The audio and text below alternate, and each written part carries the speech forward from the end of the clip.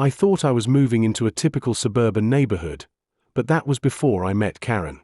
She's the kind of person who believes she controls everything, complete with her made-up HOA rules and a personal police force that patrols like they're on a mission. What she didn't know was that she had picked a fight with the wrong person, an FBI agent who doesn't tolerate nonsense. Things got intense quickly. It started with a loud pounding on my front door that rattled the windows and woke me up. Still groggy, I rushed to the door, thinking someone needed help. When I looked through the peephole, I saw two people in cheap-looking uniforms with HOA police printed on them. Their badges looked like a kid's toy, but their serious faces made my heart pound. I opened the door a crack. "Can I help you?" I asked. The taller officer, a man with a sharp jaw, pointed at me. "We're here on official business," he said sternly. "Your property has violations, and we need to inspect your garage." I felt a wave of frustration. "What are you talking about? There's nothing in my garage that breaks any rules." The shorter officer, a woman with narrow eyes, shot back, "Don't make this difficult. We have authority from the HOA." I noticed they hadn't mentioned a warrant or the real police. I calmly said, "I'm an FBI agent. If you have real cause, show me the proper papers." The tall officer smirked. "Being an FBI agent doesn't exempt you from neighborhood codes." Just then, Karen, my neighbor, peeked from behind them with a smug grin. I knew immediately this was her doing. She was always loud and demanding, complaining about every little thing. I stepped onto my porch, keeping my voice level. "Karen, what's going on?" She lifted her chin. "I'm just making sure the rules are followed," she said, her voice dripping with fake sweetness. "You can't expect special treatment because of your job." The fake officers nodded. "We have reports of strange activity in your garage," the woman said. I let out a tense laugh. "Strange activity? Like what?" Karen shrugged. "I've heard noises late at night. It could be anything. Hazardous materials. Maybe you're plotting something." My jaw tightened. "That's nonsense, and you know it. This is harassment." The tall officer held out a typed form with no seal or signature. It said I was under investigation by the HOA police. I tried to stay calm. "That's not an official document. You have no right to barge in." Karen sighed dramatically. "Are you sure you want to argue? I can add your refusal to the list of violations." "Since when does the HOA have its own police force?" I shot back. "We only have volunteers who check on yards." The woman flashed her plastic badge. "We have new powers now. Step aside." I shook my head. "Unless you return with real law enforcement and a valid warrant, you're not entering my home." The man took a step forward, his voice low. "Don't test us." My anger surged, but I forced myself to stay calm. This was just the beginning. I knew better than to escalate the situation.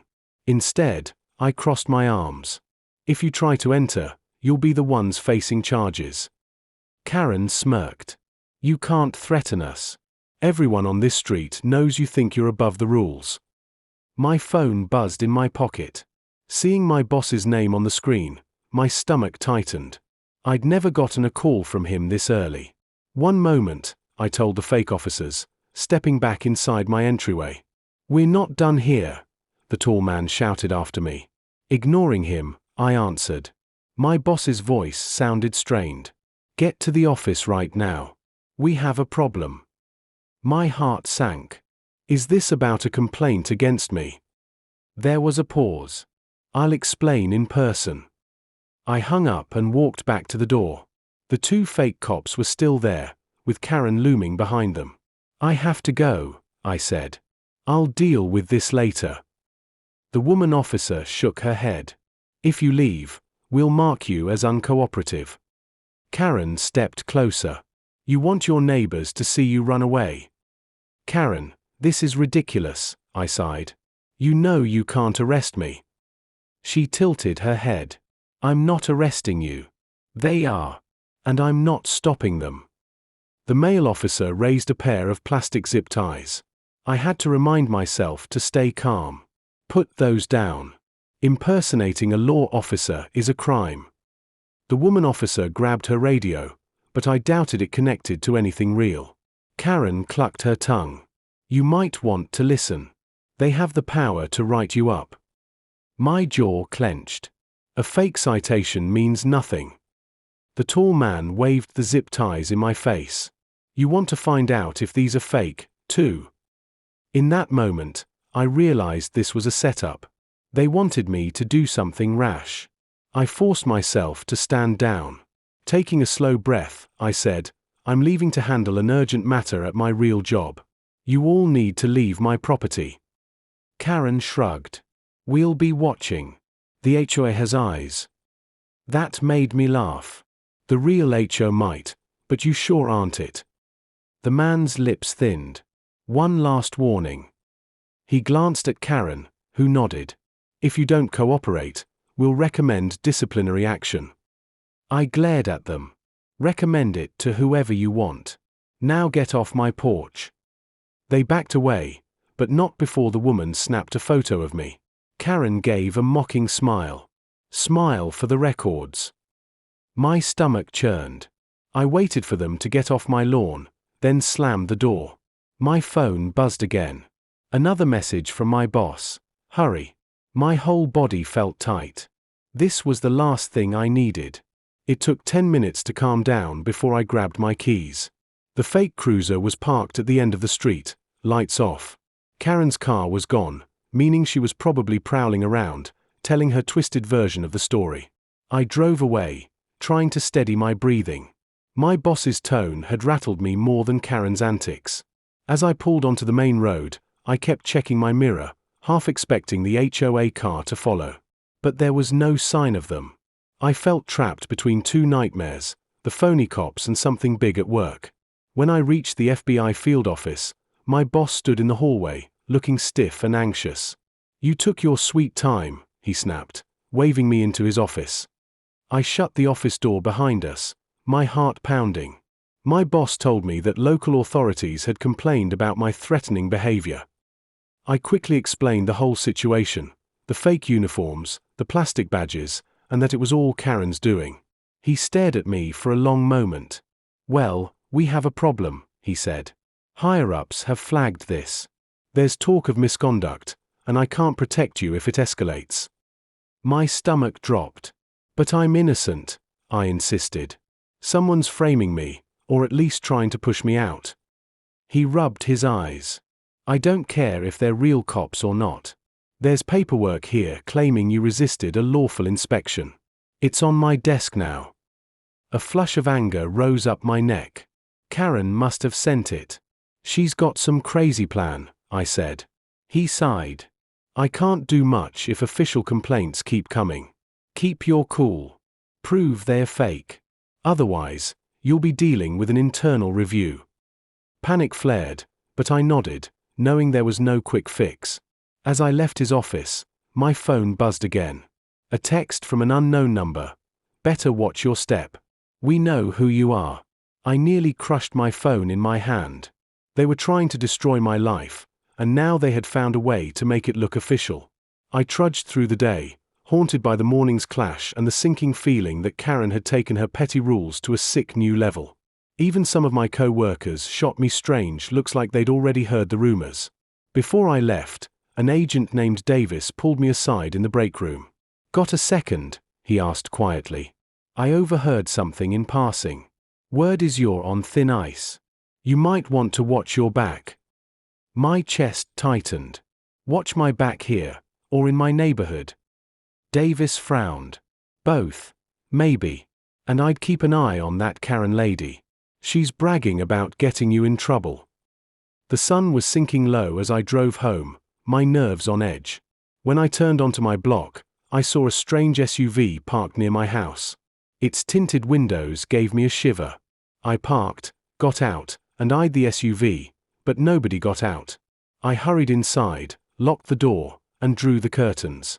Almost immediately, an email notification popped up on my phone. It was from the Bureau's Internal Affairs team, asking me to explain my morning altercation with the local security detail. I dropped onto the sofa in a daze. Karen had managed to link her phony patrol with real authorities, and now my job was on the line. I sensed that the storm around me was only getting stronger, and I had no clue how far her scheme would reach. Later that day, I saw the same fake HOA police cruiser idling at the end of my street. My pulse sped up as I parked, but I forced myself to act normal. Once inside, I peeked through the blinds. The car stayed put, like it was daring me to confront it again. I checked my messages, hoping for a response from the real HOA, or some sign that Karen's hoax was collapsing. Instead, I found a threatening voicemail. A muffled voice warned, "We know you're digging. Back off or this gets worse." That single line told me Karen wasn't alone in this plan. The next day, I tried calling the official HOA number on an old newsletter, but the line was dead. I emailed the urgent possible impersonation message, but it bounced back as undeliverable. The neighborhood website was outdated and made no mention of new security. It was as if Karen had shut down every communication channel, leaving me with no official recourse. I decided to call my contact at the local police department, a no-nonsense officer named Alvarez. Over the phone, I summarized the situation: fake badges, bogus citations, and a neighbor leading the charge. Alvarez sounded skeptical but promised to check the license plate of the so-called HOA vehicle.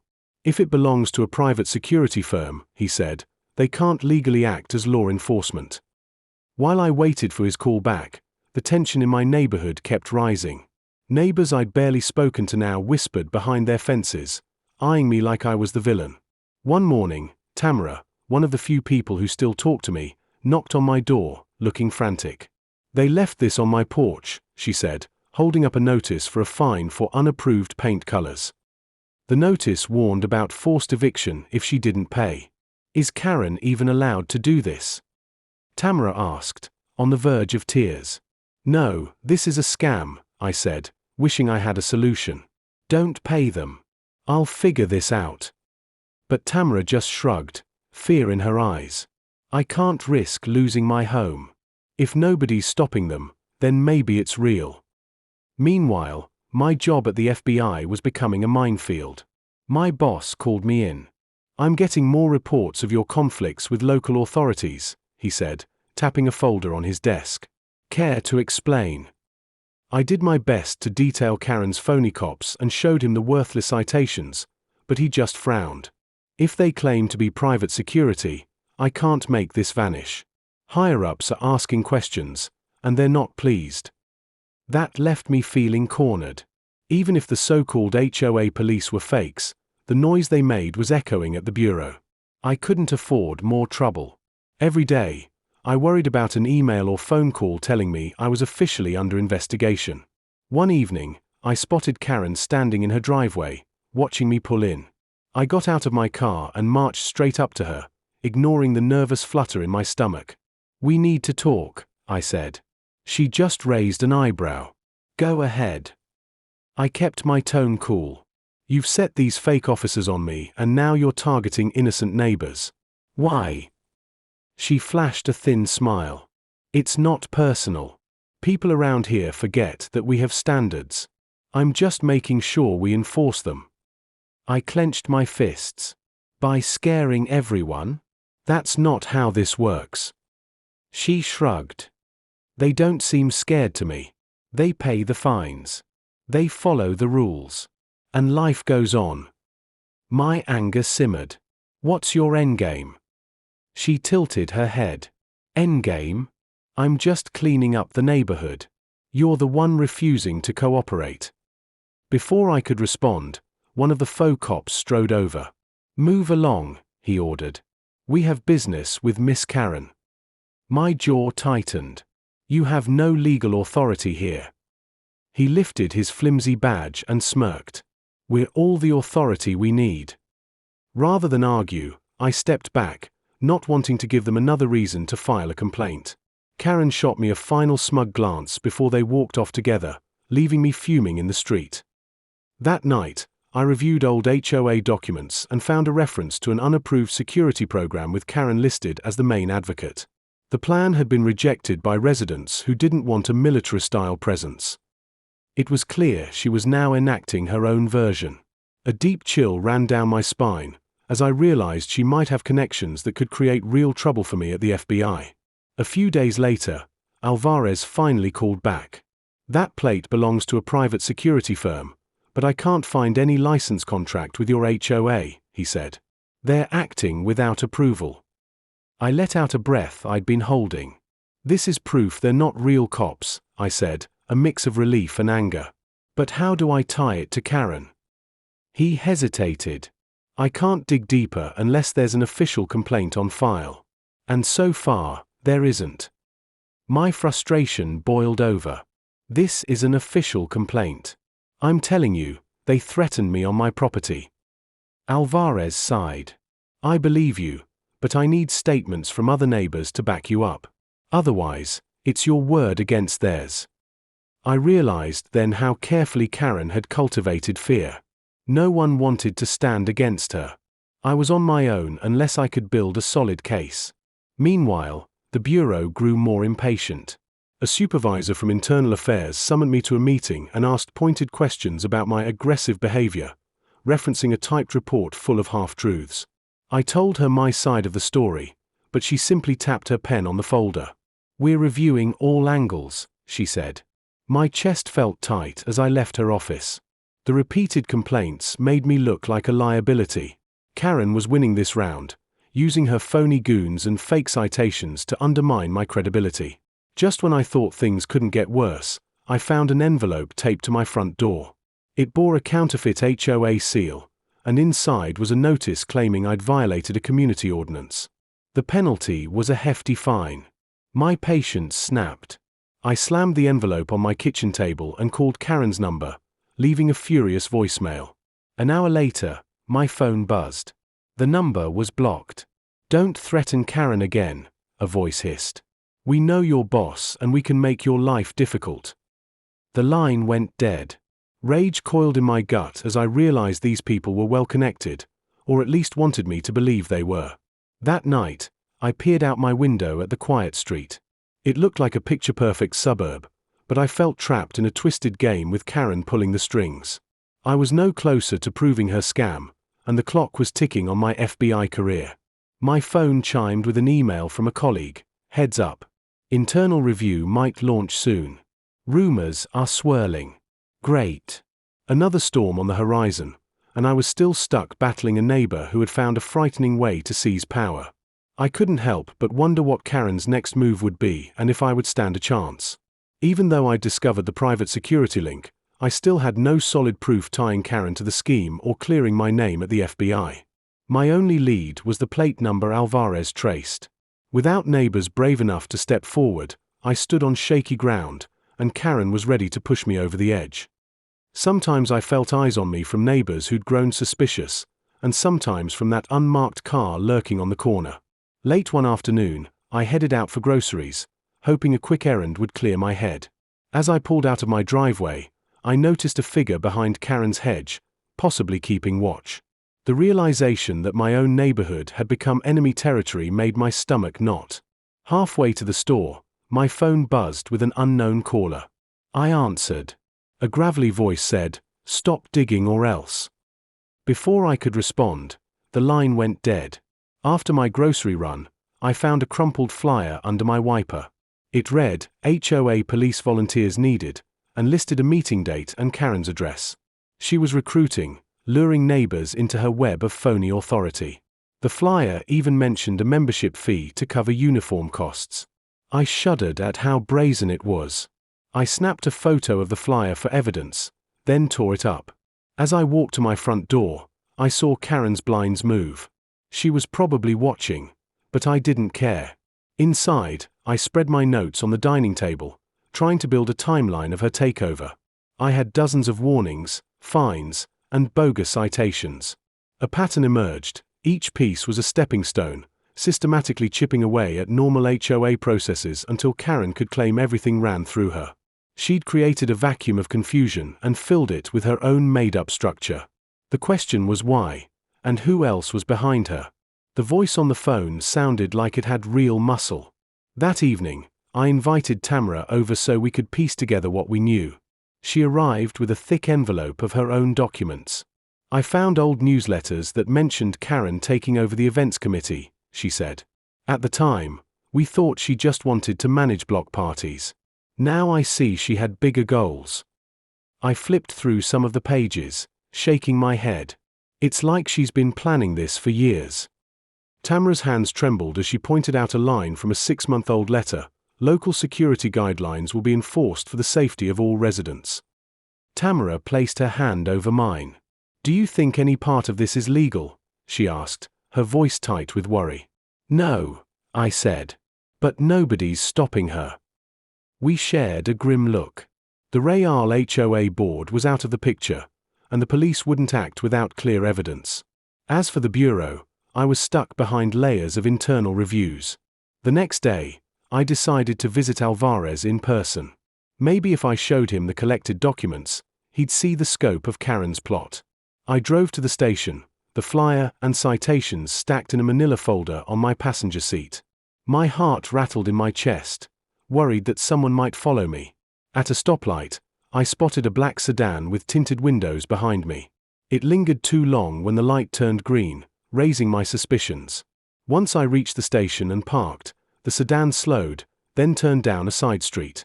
My pulse pounded, convinced I'd just been tailed. Inside, Alvarez ushered me into a cramped office. I placed the folder on his desk and explained everything: the calls, the flyers, the new push for more fake officers, and the rumor that they were collecting money. He glanced through the pages, whistling under his breath. This is bigger than I thought, he said. But how do we pin it on Karen? I leaned in. We have her name on multiple documents, plus neighbors who can testify. Alvarez frowned. We'd need them in writing, and these folks can't be too scared to sign their names. Otherwise, it's just hearsay. I let out a heavy sigh.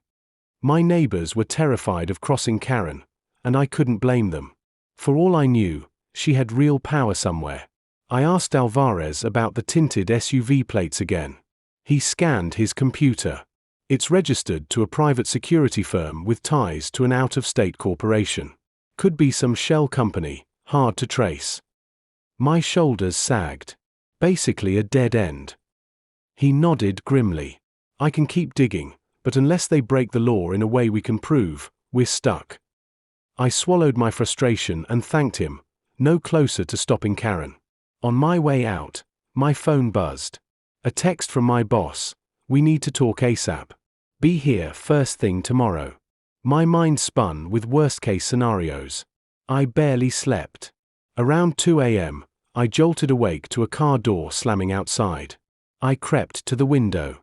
A figure stood by the curb, looking at my house. It seemed different from Karen's goons, taller and bulkier.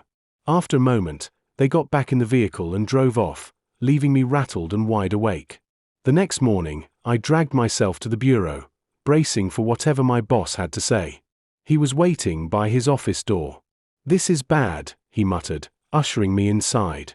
"I've got a dozen complaint forms in front of me," he said, dropping a file on his desk. "All from your neighborhood, all accusing you of misconduct, threats, even property damage." My mouth went dry. Property damage? That's absurd. I know, but it's in black and white, official statements with addresses and signatures. My head spun.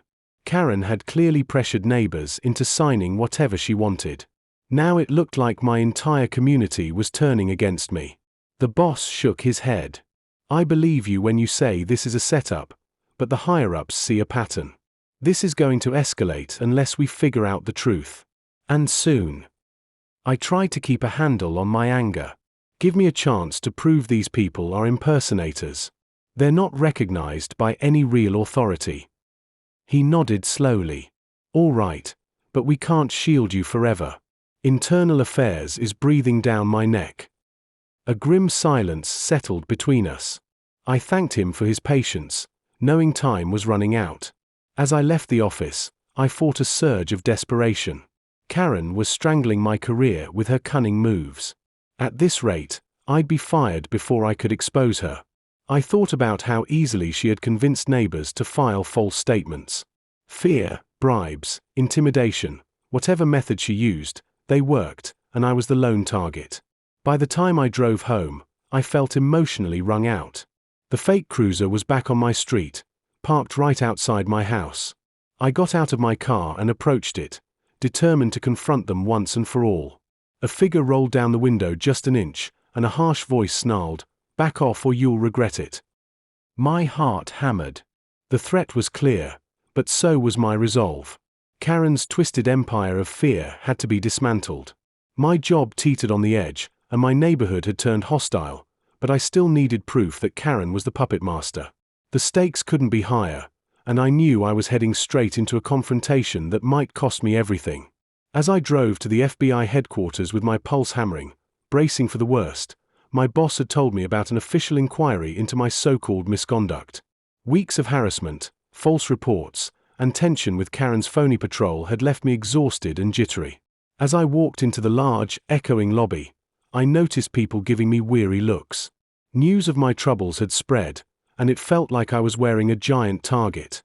A tight knot formed in my chest. I tried to steady my breathing and remind myself that the truth was on my side. When I entered the conference room, a panel of higher-ups sat at a long table, all with stern expressions. My boss stood at the back, looking grim. An older agent cleared his throat. "We're here to discuss the numerous complaints against you. They involve alleged threats to neighborhood authorities and repeated refusals to obey local laws." "Those authorities are fakes," I said, fighting to keep my voice calm. "Their badges aren't real, and the HOA never approved them." A steely-eyed woman on the panel lifted a thick file. "We have statements from at least 10 neighbors claiming otherwise. They say you bullied them." My blood boiled. "I have documents proving this is a setup."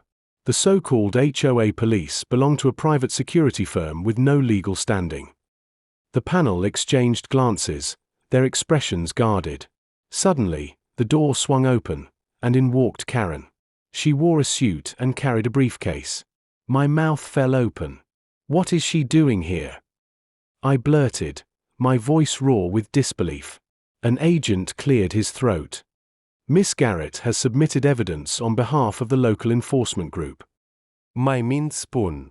Karen was invited to testify against me. She stepped forward, calm and collected. "Good morning," she said, sounding far too polished. "I represent the interest of our community. I'd like to correct a few misunderstandings." My boss shot me a stunned look. He hadn't warned me she might appear. Karen opened her briefcase and produced a neat folder. "These files include reports from the Neighborhood Watch," she explained, laying them on the table. "They show repeated noise complaints, suspicious activity, and even a few alleged break-ins linked to this agent's address." I bristled. "That's a lie." I snapped, but she continued without missing a beat. "We asked him many times to cooperate with our volunteer police program, yet he refused, claiming we lacked authority." She let out a delicate sigh. "We only wanted to keep our streets safe." I stared at the panel. Karen is not telling the truth. She started this scheme months ago, scaring neighbors into supporting her. She's using false citations to squeeze money out of them. I've even seen the fake forms. The woman on the panel raised a brow. "Do you have these forms with you?" My heart dropped. "Not physically, but I emailed them too." Karen shook her head, feigning disappointment. "I'm afraid we have no record of that. Perhaps the agent is confused." My anger surged. She was better prepared than I expected, weaving a story that painted me as a rogue agent. Then came the twist that made my jaw drop. The older agent turned to Karen and said, "Before we proceed, we should disclose your family connection." Karen gave a curt nod. "Yes, of course." She glanced at me with a pitying smile. "My uncle is the deputy director of this bureau. I tried to handle this matter quietly, but when your behavior escalated, I had no choice but to bring it to his attention." My stomach lurched. The deputy director was near the top of our chain of command. If he was her uncle, that explained everything. How she shut down the real HOA's lines, how my neighbors felt powerless, and how she'd managed to file official complaints that reached my supervisors so fast. A pain list cleared his throat. Given Miss Garrett's connection, we must ensure impartiality, but these claims are serious. Agent, can you provide concrete proof of criminal activity? My voice wavered. I have records showing the security firm is unlicensed and neighbors who've told me they're being extorted, but they're too scared to come forward. Karen pressed her lips together. My family and I care deeply about law and order. We only encourage people to keep our streets safe. Every word dripped with insincerity. My vision swam as I realized her deep roots in the agency. I stood alone, cornered by her well-placed influence. The meeting ended with a promise that Internal Affairs would launch a formal investigation, not just of me, but also of any possible wrongdoing in Karen's group. Yet, I walked away feeling like I'd lost ground. Karen beamed at me on her way out, murmuring, "Better watch your step." My boss jogged after me in the hallway. "I had no idea she was related to the deputy director," he muttered. "This puts us in a tight spot. You're not off the hook." I exhaled shakily. "I know." He gave me a sympathetic look. "Do yourself a favor. Stay calm and gather any evidence you can. We'll need more than hearsay." I left the building in a daze, trying to process this shock. Karen's uncle was one of the highest-ranking officers in the FBI. She had access to connections and resources I never dreamed of. If she could convince my neighbors to back her, what could she do with her uncle's power? My knees felt weak. There was no guarantee Internal Affairs would believe me now. I sat in my car, gripping the steering wheel, struggling not to panic. My badge felt heavier than ever. My only hope was to expose Karen's private security scam beyond any doubt, even if it cost me my career. I drove home from that inquiry feeling like the floor had dropped beneath me. Karen's influence reached the top of the agency, and I was now under an even darker cloud of suspicion. Once I pulled into my driveway, I felt every nerve on edge, scanning the street for the fake cruiser or the tinted SUV.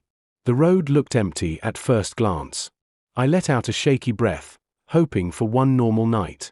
The second I stepped inside, though, my phone buzzed with a text from Tamara, there at my door. "I'm scared." My heart pounded. I rushed over to Tamara's house on foot, sticking to the shadows. Sure enough, the so-called HOA officers were parked right in front of her place. As I crept up behind a hedge, I saw them on her porch, pounding on the door. The taller one yelled, "Open up or we'll mark this as another violation." My anger flared. These bullies had gone too far. I cleared my throat loudly to get their attention. One officer turned, face twisting into a scowl. "You again," he muttered. I held my ground, raising my voice. "I'm FBI. This is intimidation. Leave her alone." The other officer reached for his phone. "That line won't save you anymore. We have friends in high places." I nearly laughed at the irony. They were admitting their connection to Karen's network. Tamara cracked the door, eyes wide with fear. "Please, just go," she whispered, trembling. One officer whipped out a form. "We need you to sign this statement confirming that your friend is harassing the neighborhood."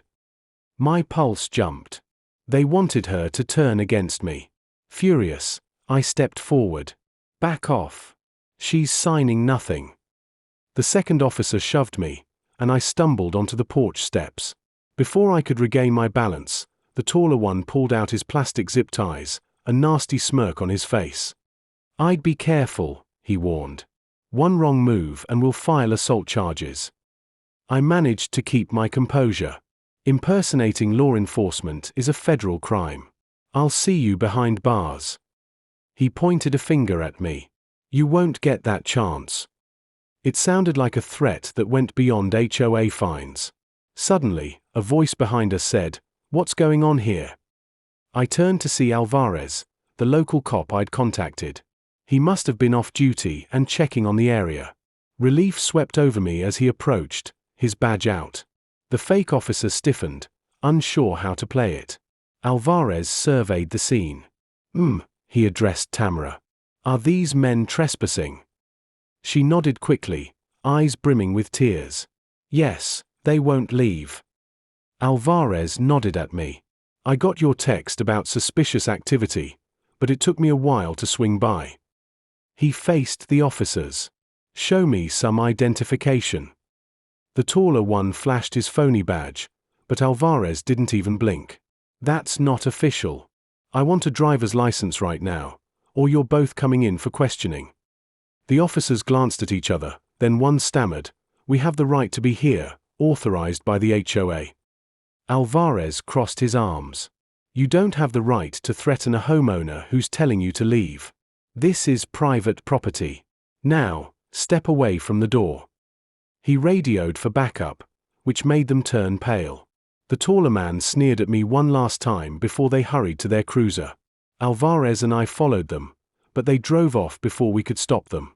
He caught their plate number and muttered, "We'll see what we can do, but you know how tricky this might get." Tamara was shaking as she thanked Alvarez. After he left to file a report, I helped her back inside. "They want me to blame you for everything," she whispered, voice tight with panic. "They said if I didn't sign, they'd take me to court." I tried to steady her. "It's a bluff. Their paperwork has no legal backing. We'll prove it." Even as I said it, I felt the sting of doubt.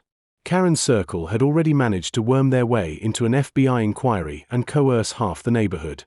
Nothing was off-limits for them. I stayed with Tamara for a while, and she agreed to give a formal statement to Alvarez, which might be the breakthrough we needed. By the time I headed home, night had fully settled in. My phone buzzed with a text from an unknown number. "You're out of time. Cooperate or lose everything." My chest tightened. They were doubling down now. I slipped inside my house and locked the door. I had no illusions left. Karen's hold was massive, aided by her uncle's status in the FBI. If I wanted to take her down, I needed concrete evidence that even her family ties couldn't dismiss. My mind churned with ideas, but each felt riskier than the last. The next morning, I found a slip of paper in my mailbox. "Meeting tonight at the community center. Be there," it read, with no signature. Part of me thought it was another one of Karen's traps. Still, curiosity and desperation prodded me. If she was holding some public gathering, I might finally catch her in the act. I sat there staring at the note, feeling the weight of my shaky position at work, my powerless neighbors, and the looming threat of Karen's shadow army. My phone chimed with a message from Alvarez. "We need more witnesses or I can't file charges." "Press them." I felt a faint flicker of hope. If the community center meeting was real, it might be my chance to gather testimonies, show the real face of this so-called HOA police, and finally corner Karen. The clock was ticking, and Karen was drawing everyone into one place, possibly her biggest power play yet. I knew I had to attend, even though I sensed it might be a trap. That evening, I got ready for the meeting with a knot of tension in my stomach. If Karen was planning something big, I needed to be prepared.